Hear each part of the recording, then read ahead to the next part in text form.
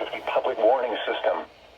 During potentially dangerous weather situations, specially built receivers can be automatically activated by the signal to warn of the impending hazard.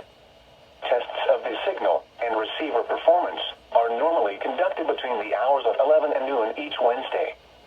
If there is a threat of severe weather, the test will be postponed to the following Wednesday. To provide the most consistent and dependable warning service possible, the warning alarm will be activated for hazardous watches and warnings for the following counties in North Carolina: Bladen, Columbus, Cumberland, Duplin, Harnett, Hoke, Moore, Robeson, Sampson, and Scotland in South Carolina, for Marlborough and Dillon counties. This has been a test of the Weather Radio public warning alarm system. We now return you to the normal program schedule.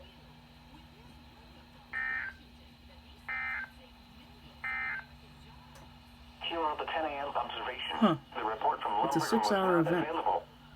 In Fayetteville, it was cloudy. Oh well. The